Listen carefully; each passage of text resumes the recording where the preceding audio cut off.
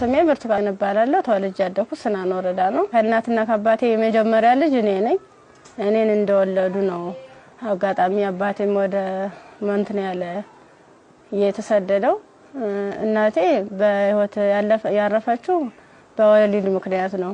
ከዛ በኋላ ምንድነው የተደረገው? አያቴ ጋር እንዳድግ ቆየው። ከአያቴ ጋር እየኖርኩ ያለ 8 አመት ሲሞላኝ ትንሽ እሷንም ይቸግራታል። እባካችሁ ልጅትን ለሰው ልስጥ እና ፈልጉልኝ ምናምን ትላቸዋለች እሷ ማለት ነው አያቴ አሉ። በ8 አመት ያስወጥተው ወሰዱኝ።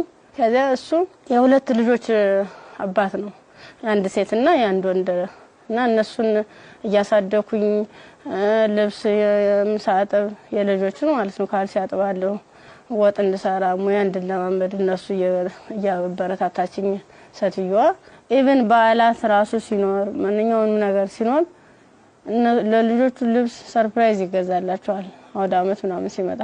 እኔ ደግሞ ሴትዮዋ ከምትለብሰው ልብስ ተቀድና ተጣጣፋጥነት እየነበርኩ እንትን ብላ በመኪና እንኳን አይሰፋም እቤት ነበር በመርፌ ተሰፋው ነበር። እሱን ለብሼ ሄዳለሁ። ጫማም የተወርቁ የወደቀውን ልጆች ተጠቅሞ የጨረሱትን እሱን ሰጎትት ምንስል የባለም እንደዛው እየተማርኩኝ እያለ የሆነ ደረጃ ተሸላሚ ሆንኩኝ። እስከ 8 ደረስኩ። ከ8ኛ ክፍል በኋላ የሆነ ስራ ምቢት ልብስ የሆነ እየተጎረመስኩ ስመጣ ስራው እያያዘኝ ትምህርቱም እያያዘኝ እየከበደ ሲመጣ ስራዬን ለዲቱ ሙሉ ሰዓት አንተደላለሁ አልተኛም ነበር። 24 ሰዓት ነበር። ከዛ ዩኒቨርሲቲ ኢንተርሶርት ያከፍል ጨረስኩ። 12ም ያው 392 አመጣው። ውጤት ከመጣ በኋላ ወደ ዩኒቨርሲቲ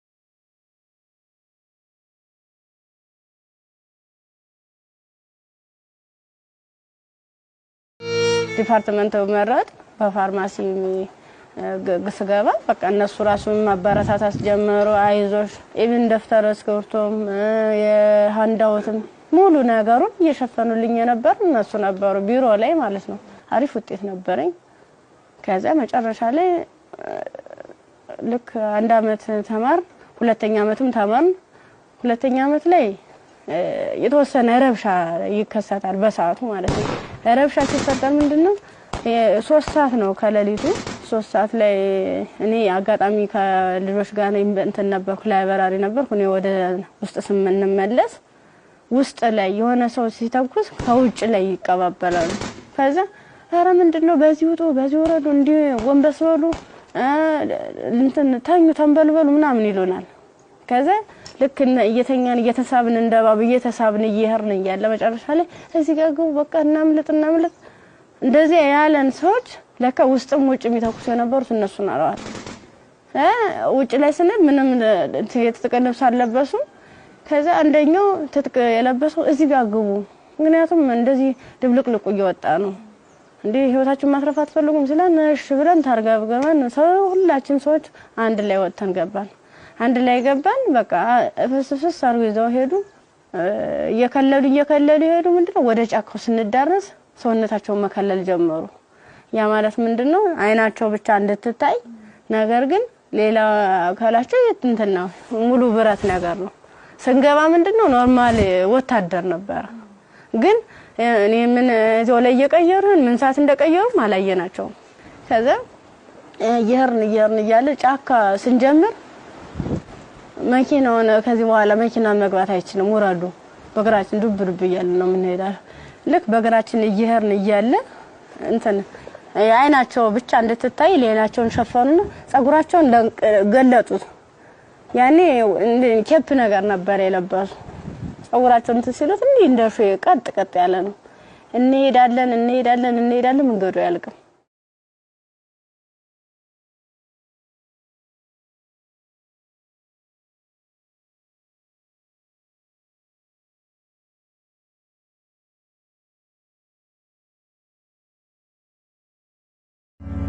መረሳ አይቀርም። ስንደርስ ምንም ነገር የለም፣ ቤት የለም፣ ምን የለም። በቃ የሆነ ሜዳ ነገር አለ ትክክለኛ እንትን ማለት ነው አረንጓዴ ነገር አለ።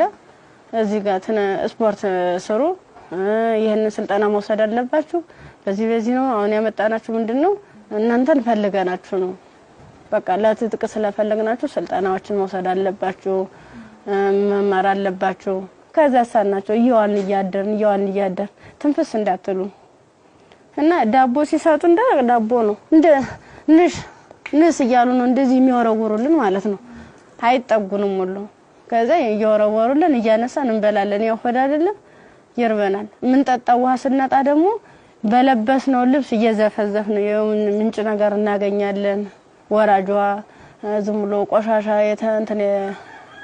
የተገደበ ነገር እናገኛለን እሱን ልብሳችንን እንዘፈዝፍና እንዲ ለመጥለቅም ስለሚቀፍ ልብሳችንን ዘፈዝፍና ልብሳችን እየጫመቅነ ነበር እንደዚህ ያንጠፈጠፍን ነበር ልብሳችን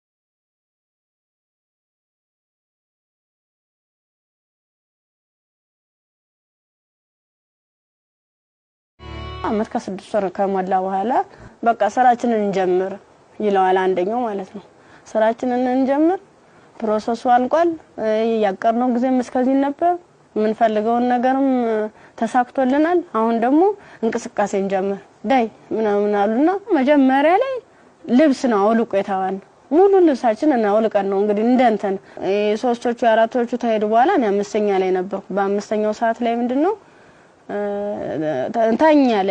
ታኛው ከተኛው በኋላ እየተካኩ ነበር ሲደፍሩ የነበሩ ማለት ነው ከዛ እየተካኩ እየደፈሩ ከደፈሩ በኋላ ምንድነው እንትን ራሴን ስስት አይ እንደዚያ ከሆነማ በዚህ ነው ስሜታችን የሚኖርልና እንደዚህ ያደርጋ ይሆን እንደ 6 አይነት ነገር እንደ 6 ይሆናል እንደ ፌሮ እንዲ ነው ቀጥታ እንደዚህ ሲወጉ የነበረ ማለት ነው ጥቅጥቅ ካደረጉት በኋላ ስዳስ ሰው ራሱ ቁስሉ ይታወቀኝ ነበር እንዲታኝቼ ወዲ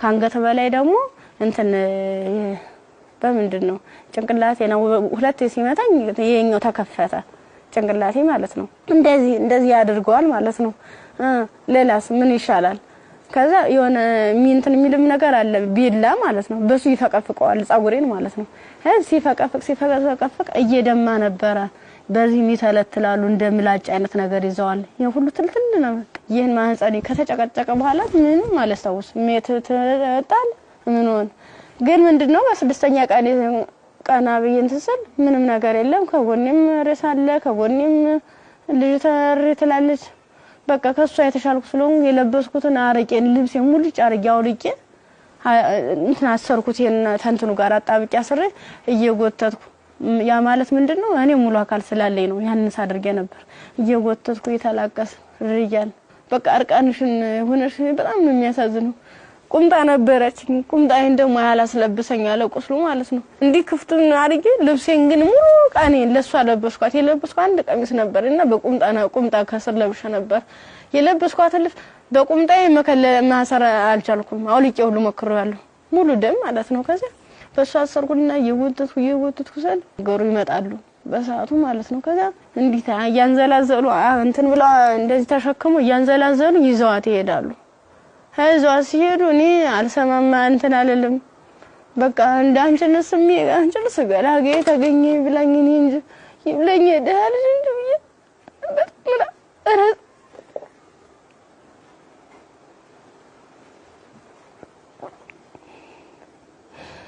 ይብለኝ እኔ እንጂ ብዬ ያርኩኝ ከዛ ያርኩኝ አላቀርኩኝ ሀገሩን እንዳልጠየቅ ምኑን ልጠይቃቸው በቃ ውስጥ የተጨነቀው ሁሉ መጨረሻ ላይ ጫካውን ስጨርስ ከተማ አገኘሁ ከዛ አባቴ እኔ ምን ዩኒቨርሲቲ ተማሪ ነበርኩኝና ልብሴን አጋጣሚ ልብስ ለብሼ እጭ ሌባ ወስዶብኝ ነው እስኪ ማከ ገዛልኝ አልኩ ስገዝለው 50 ብር ሚላ ሰናገኝ ከሱ ላይ 50 ብር ከፍሎ ለካ አንድ ጥቁር አይነት ነገር ነው እሷን አለበሰኝና በቃ ለዲጂሽ ሊሊ ብሎ ዩኒቨርሲቲ ሲሄድ ቀጥታ ዳይሬክተሩ ቢሮ ነው የገባሁት ከዛ ቀጥታ ዳይሬክተሩ ቢሮ ስገባ ምንድነው ሙሉ ነገሩን ካየ በኋላ ህክምና ውስጥ እንደገባ ማህፀኔ እንዲታሸግ ካንገት በላይ ያለው እንዲታሸግ ተደረገልኝ አሳሸገኝ እያለ በቃ ሳለችኝ ማለት ቁስሉም ሊድን አልቻለም እነሱም ካቅማቸው በላይ ሆነ እኔ አማራጭ ምንድነው ዩኒቨርሲቲው ትምህርት ቤቱ ፊት ለፊት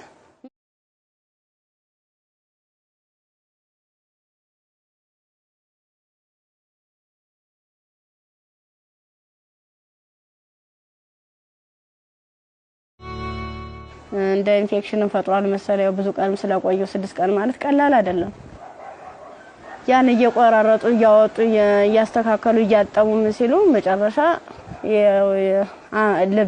የልብም ከዝ እንዳለብኝ የታወቀም እዚያ ነው ልክ በራሳቸው መኪና ነው ወስደውኝ አምጥተው እዚህ ጣሉኝ አዲስ አበባ ማለት ነው ከዛ አዲስ አበባ ሲጥሉኝ ምንድነው ወዴት ልሂድ በቃ ህይወት መስቀልቅል እንዳለብኝ እብዶንኩኝ አበርኩኝ ከጊዮርጊስ ወደ ማርያም ሄርኩኝ የማርያም ቀን ነው ልሂድ እስኪ ምናምን በየሰው በሚሄድበት እየተከተልኩ እዛ ሰል ቅድስት ማርያም ይላል እዚያ ቁጭ ብዬ እየለመንኩኝ ታገኘኛለችና ብር ተሰጠኛለች 50 ብር ተሰጠች በኋላ ምን ፈልገሽ ነው ምናምን አይዞሽ ምናምን አለችኝ እኔ ኮሌጅ ተማሪ ነኝ እና በዚህ ረብሻ ምክንያት ነው እንደዚህ ተፈጠረው እንዴት ላድርግ እንዴት ልሂድ ብለሽ አልኳት የት ልሂድ ብለሽ ስላት አይ እንደዚህማ ከሆነ ከኒልክ እንትን ጤና ጣቢያ እንወሰደሽ ብሎ ጤና ጣቢያ ሲሄድ የምጥ መርፌ ሰጡ እስቲሽ አደረጉ ከተወለደ በኋላ በጣም ራበኝ በቃ ምኑን ላጥበው ማጣው ሳጣ ሲርበኝ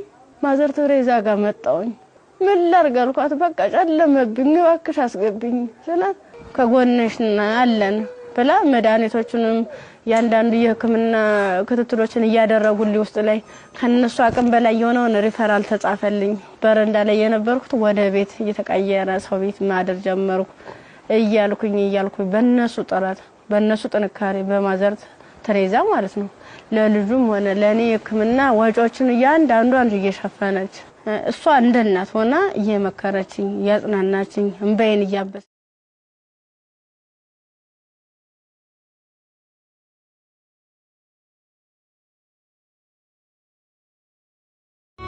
አሁን ላይ በጣም ከባድ ነው ልጁም ከፍ ያለ ሲሄድ ጡት በማጥዋት በሚችልበት ሰዓት እየደከመኝ ያመመኝ ትንፋሽ ማጣር በቃ ድክም ይለኛል መንቀሳቀስ አልችልም ያን ያክል ማለት ነው ብዙ መድኃኒቶች ነው ወስደው የሚዋጥ መድኃኒት አለ መርፌ አለ እና እነሱን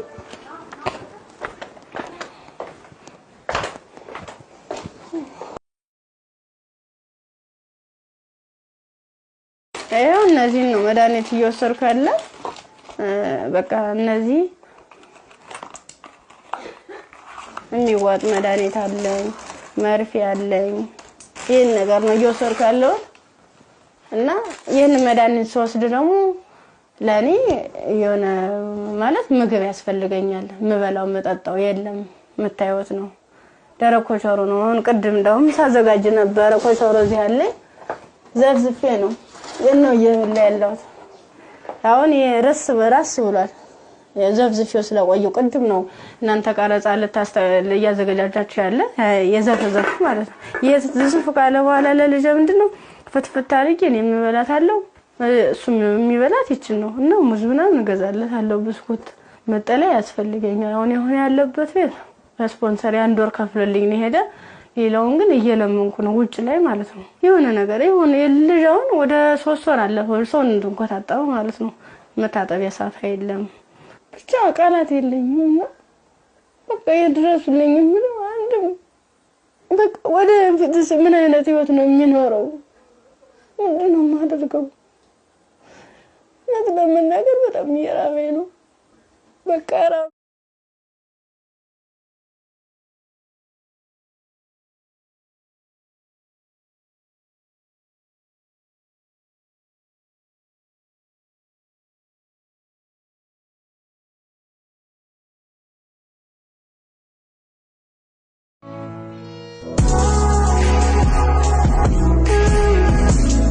HOH ሞተር ዘይት ለአፍሪካ መልካም ምድር እጅግ ተስማሚ በሆነ በጀርመን ቴክኖሎጂ በከፍተኛ ጥራት የተመረቱ HOH ሞተር ዘይት HOH ግሪስ HOH ኢንዱስትሪያል ዘይቶች የአቅርቦት እጥረት አይታሰብም ኦቪድ ሪል ስቴት ልማትን ራዕዩ አድርጎ እጅግ ግዙፍ በሆነ ቦታ ላይ 60,000 መኖሪያ ቤቶች የሚገነቡበት ስማርት ከተማ ለቤት ፈላጊዎች ለማስረከብ 24/7 ሌት ተቀን በመስራት ላይ ይገኛል። ራዕያችን ልማት ነው።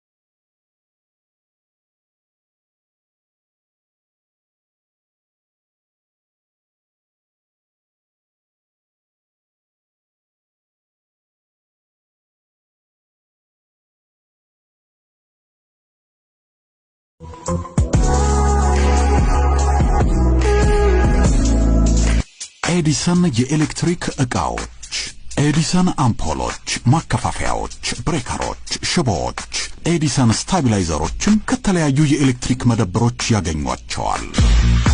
ኤዲሰን ታላቅ ስም።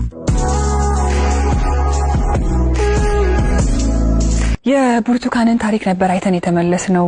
ከዚህ ቀደም ብዙ አይነት እንደዚህ አይነት ታሪኮች ተሰርተዋል። ግን ይሄ እውነት ከኢትዮጵያዊነት የወጣ ፍጹም ኢትዮጵያ ውስጥ ይሄ ነገር ሲያጋጥማል ወይ ብለን እንድናስብ ራሳችንን እንድንጠይቅ የት ነው ያለነው የቱ ጋር ደርሰናል ብለን ያየንበትም ታሪክ ነው። ብርቱካን በጣም ተስፋ የነበራት ለዓላማዋ ታግላ እዚህ ጋር የደረሰች ጎበዝ ጠንካራ ወጣት ተማሪ ነበረች። ከዛ በኋላ ግን የመጣባት ነገር የሚያሳዝን ነው። የመጣባትን ነገር መቋቋም ባልቻለችበት ሁኔታ ላይ ደግሞ ተጨማሪ ነገር ወደ ህይወቷ መጣ። ያም ልጇ ነውና ለልጇ ብርቱካን ምን ብላ ይሆን ታሪኳን የምትነግረው ብዬ ሳስብ ነበር። በጣም የሚያስጨንቅና የሚረብሽም ጭምር ነው። የሷም ህይወት ተበላሸ ስንል እንደገና ደግሞ ህፃን ልጅ ወደዚህ አምጥታለች። የዛ ህፃን ልጅ ተስፋውስ ምንድነው? ነገስ የሚመለስለት መልስ ምንድነው? ይሄ ልጅስ እንዴት አድርጎ ነው አድጎ ሀገርን የሚረከበው ብለን እንድንጠይቅ የሚያደርገንም ይመስለኛል። የብርቱካን ታሪክ በጣም ብዙ ሴቶች ላይ ያጋጥማል። ግን ደግሞ ይሄኛው የሚዘገንንና ለመስማትም ለጆሮም ለማየትም የሚቀፈው ነው ያገኘው። ያው ሰው ስትሆኚ ተፈተኛለሽ። አንዳንዴ የፈተናም አይነት አለው እንዴት ያለሽ በቃ በርግጥ ላያስችል አይሰጥም ይባላል። ግን ደግሞ አንዳንዴ ከመቻል በላይ የሚሆኑ ፈተናዎች አሉና እንደ ኢትዮጵያ እንደ ሀገር ደግሞ ስታስቡ እንደዚህ አይነት ሁኔታ የሚደረግበት ማህበረሰብ ውስጥ ነው እንደ ያለ ነው። በምን አይነት ሁኔታ ነው ህይወታችንን እየመራን ያለ ነው የሚለው ራሱ ሌላ ጥያቄ ነውና በጣም ከባድ ነው። የብርቱካን ቪዲዮንም ቁጭ እየሳየው እውነት ለመናገር አንደበት የለኝም። ከአምሮ በላይ ነው። እጅግ በጣም የሚሰቀጥጥና የሚዘገንን ከመሆኑ ብዛት የተነሳ ጭራሽ እንደውም ፊልም ነው እንዴ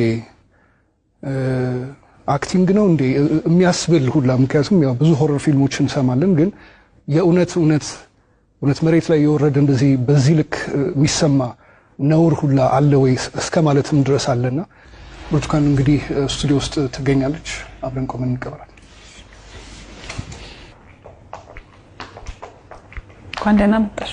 እንኳን ደህና መጣሽ ብርቱካን። አረፈ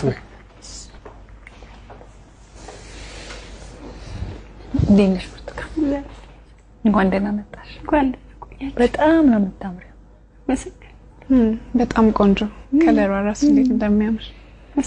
ያው ዩኒቨርሲቲ ስንሄድ ሁላችንም የምናስበው ነገር አለ አይደል? ቤተሰብ ጋር ያለው ደስታ አለ፣ ስትሄጂ የምትዘጋጁ ዝግጅት አለ። ከሄድሽ በኋላ ደግሞ ያው ቤተሰብ ነው ገንዘብ የሚልከው እንፈልገው ነገር። ያን ጊዜ እንዴት አሳለፍሽ? ስትሄጂስ እንዴት ነበረ? ስሄድ 300 ብር ነው የተሰጠኝ። ያ ማለት ያን 300 ብር የሆነ ቦታ ላይ ትላካል ማለት አይደለም፣ አድርሶ የሚመልሰኝ ነው። አመት ሙሉ የሚዘልቅ ማለት ነው። ጓደኞቼ በፕሌን ጓደኞቼ በመኪና እየተመላለሱ በዓላትን ሲውሉ እኔ ግን ለአንድ አመት ተብሎ 300 ብር ነው ካልኩሌት ተደርጎ የሰጠኝ ነበር። ስንት ነበር ትራንስፖርት? 150 ብር ነበር ሄጃው። እንደ ሴት ደግሞ ለሴት የሚያስፈልግ ነገር አለ፣ ምን ቀባው አለ፣ የተፈጥሮ ጉዳይ አለ። ለዚህ ሁሉ ነገር ገንዘብ ያስፈልጋል። በምን ነበረ ያን ነገር ነው ጓደኞቼ የተሻለ ህይወት ነበር እንትን የሚሉ ባለሀብት ልጆች አሉ እነሱ ነበር የሻር እያደረጉ እያዋጡ ነገሮችን የሚሸፍኑ ኢቭን ሞዴስ ራሱ ይገዙልኝ ነበር ጓደኞቼ ነበር ከጎን ያሉት ማለት ነው። እሺ ከዛ በኋላ ያ ሁሉ ነገር አለፈና ዩኒቨርሲቲ ገባሽ። ዩኒቨርሲቲ ገብተሽ ሁለተኛ ዓመት ተማሪ ሆነሽ ነው ይሄ ነገር ያጋጠመሽ። እንዴት ነበር እስቲ ጊዜውን አስታውሽ? ማለት በጣም ነው የሚከብድ 3 ሰዓት ላይ ልክ ከላይ ወረ 3 ሰዓት ዘጋብኝ መመለስ አልፈልግ ወጣሁኝና የሆነ ይሮራጣሉ ማለት ነው ሰዎች ስንሄድ በቃ አራ እንደዚህ ተኩስ የተነሳ ማለም ትሄዳላችሁ በቃ በዚህ ሄዱ ነው በዚህና እንትን በሉ እዚያ ካግቡናም ሲሉን እኛ በሰዓቱ ተኛን ተቆርቁሮ ነው የመሰለን እኛ እንደዚህ ለማትረፍ ነው ብለን ተንደርድረን ራሳቸው መኪና ገባን የነሱ መኪና ምን እንደሆነ ረብሻ የሚፈጥሩ ሰዎች በመጡበት መኪና አዎ ከፍተ ነው ከኋላ 1 አመት ከ6 ወር ነው እዚያ የቆየነው ጫካ ውስጥ ምንም ነገር ሳይፈጠር አመት ከ6 ወር ምን ነበር የሚሏችሁ? ትጥቀናው ልንቀየራችሁ ነው ተጣጣቃላችሁ አለበለዚያ ያሰብነው አለ እሱ እንሰራለን አብረን ምን ይሆናል ይያሉ። የት ነበርስ የምታድሩት? እዚህ ውጭ ላይ ብዙ ጊዜ ዛፍ ነበር እንዲታከልል ተነመለ ነበር። እዛ በመጥቶኑበት ጊዜ በተለይ ለሴቶች አስቸጋሪ ሁኔታ የንጽህና መጠበቂያ ማግኘት ነው። ያንንስ እንዴት ነበር የምታሳልፉት? የምን ንጽህና መጠበቂያ ነው መቀዘም ብለን ሰናክ ነበር ምንለው። ከ1 አመት ከ6 ወር በኋላ ምንድነው የተፈጠረው? መጨረሻችን ላይ ሰልፍ አሳለፉን እርቃናችንን አውልቀው ልብሳችንን ካወለቁ በኋላ ሰልፍ አስያዙ። እኔ አጋጣሚ ከአምስተኛ አካባቢ ላይ ነበርኩኝ። ግንኙነት ከተደረገ በኋላ እንዲህ ሲጨቀጭቁ ራሱ በፌሮ ሲወጉ አላስታውስም። ደንዝዟል ሰውነት ምን ያህል ሰው እንደተደረገ አላውቅም። በ6ኛ ቀን ስነቃ እንደማበላ ነው የሚፈሰው። እሷ ደግሞ አንድ አካል ስለጎደላት ምንድነው አማራጭ የለበስኩትን ልብስ አውልቄ ለሷ ነገሮቿን አስሬ ነውቅፋ እየወተትኩ ጀመረ ጀመሩ እንዳላዝላት አልችላትም። ከዛ አብረን ነው ቆመን ሄደው አንቺ ነው ቆጥቼሻለ ድምጽ ጥለኝ እንዲሁ ነው ሁለት አካለ ስንኩል ማን ይቀበለናል አልኳት። እንግዲህ ማንም ቢሆን እንደዚህ ደም እየፈሰሰ እንደዚህ ምድሩ ሁሉ ጨልሞብኝ ነገ ወደ የተሻለ ህይወት አገኛለሁ ብዬ ነገ ወደ ጥሩ ቦታ ደርሳለሁ ብዬ አሰብኩት ይልኝ በቃ መጨረሻው እንደዚህ ሲያመር እንደዚህ ሲሆን በጣም ካፋኝ። በቃ ለሁሉም ማለት ነገ ወደ እንዴት ነው የምሆነው? ምንድነው ማድረግስ የምችለው? በምን አይነት መልኩ ነው ህይወቴንስ መጠገን የምችለው? አይዞሽ የሚለኝስ ማንኛው ሰው ነው? በቃ አለው እንደዚህ መጨረሻ ላይ ምንድነው ጎዳና ተዳዳሪ ሆንኩት። ጎዳና ነው ወድቄ በቃ እኔ እንጂ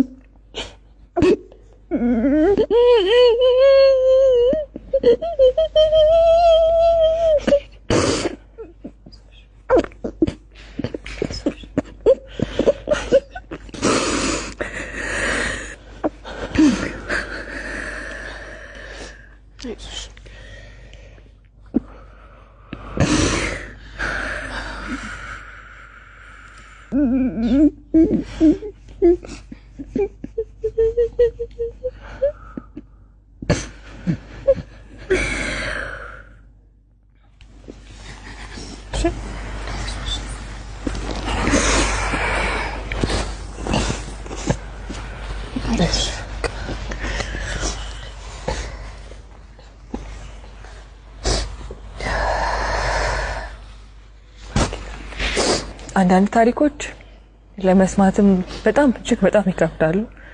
እኛ ጋር ይሆናሉ ይፈጠራሉ ብለን እንጠብቃቸው አይደሉም። ሴት ሆኖ ለመስማት ይከብዳል፣ ሰውም ሆኖ ለመስማት እንደዚህ አይነት ታሪክ ይከብዳል። ያው ከመሞት መኖር ይሻላል ይባላል። እግዚአብሔር አንቺን በዚህ ፈተና ውስጥ አሳልፎ ዛሬ ላይ ሲያደርስሽ ምክንያት የለውም ማለት አንችልም። በፈጣሪ ስራ ማንገባም፣ ግን በጣም ጠንካራ ነሽ። እኔ በዚህ ሁሉ ችግር ውስጥ ያየሁት ያንቺን የመንፈስ ጥንካሬ ነው። አሁን ላይ ልጅ አለሽ። ልጅሽን ስታዩ ምን ይሰማሻል? ከፋኛል በጣም። ምክንያቱም እሱ ባይኖር የኔ ያለ እንትን አይደለም ነበር ማለት ልጅ ስትይዥ ከባድ ነው። ለልጅ ስትይ እያልሽ የሆነ ትታሰሪያለሽ። ልጅ ነው እንጂ ራሴ አትይም። በቃ ምን አለበት ወይ ጤነኛ ልጅ በሰጠኝ ነው። ካልሆነ ደግሞ እኔም በሽተኛ እንዴት ነው የማደርገው? ልጁንስ ለማልቀ ሁለቴ ነው 3 ጊዜ ጥዬው ሁሉ ይጫለው። እዚያ ውጭ ላይ ተመልሼ እንዲህ ሳይው ያለ ወደ እኔ ይመጣል። እናፈሩን በበላሁት በቃ አብረን እንሞታታለን ብዬልሽን መቀፋርቂ እንደገና ራሴን ይቅርታ ጠይቄ እንደ ትልቅ ሰው ጥያቄና መልስ በራሴ እየተመለሰ እንደዚህ ከሆነሽ ለምን ከፋርቂ ይሄዳለሁ። ያሳደጉሽ ቤተሰቦችሽ በጠፋሽበት ወቅት ከዛ ሁሉ ነገር ሲሆን ይሄን ሁሉ ታሪክ ያውቃሉ፣ ግን አልቀበልም ያለ። አሁን ላይ ጤናሽ እንዴት ነው? ሕክምና በጣም ያስፈልገኛል።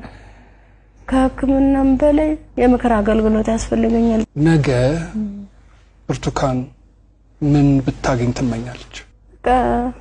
እኔ አሁን የምፈልግ አንድም በጤንነቴን የሚከታተለኝና በቃ ትምህርቴን መማር የምፈልገው ወደፊት የተሻለ ህይወት መኖር እፈልጋለሁ። ልጅን በጎን አይኑን እያየው እየተጫወትኩ አብሬ እንደ እናት እንደ አባት እንደ ወንድም ከጎን ይሆንልኝ። እሱም አድርጎኝ ጠብና እንዳያገኙ ተሻለ ህይወት እንድደርስ ነው የምፈልገው።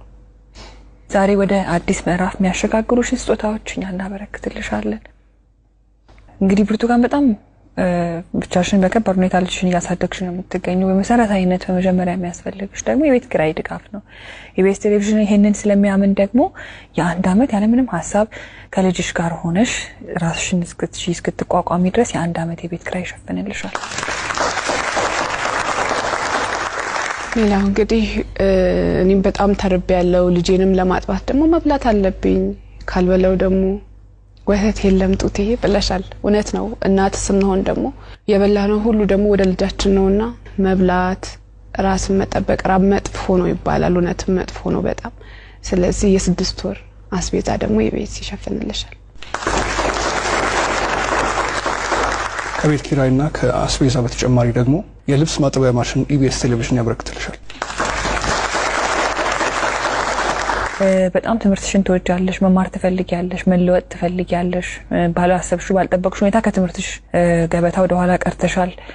ያኔት ኮሌጅ ደግሞ በመረጥሽው በፋርማሲ ሊሆን ይችላል፣ በነርሲንግ እንዲሁም ደግሞ በላብራቶሪ ቴክኒሻንነት 2 ቅርንጫፎች አሉ። ከሁለቱ በአንዱ ቅርንጫፍ መርጠሽ ትምህርትሽን እንድትከታተይ ትምህርት ቤት ወጪሽን ሙሉ በሙሉ ይሸፍንልሻል።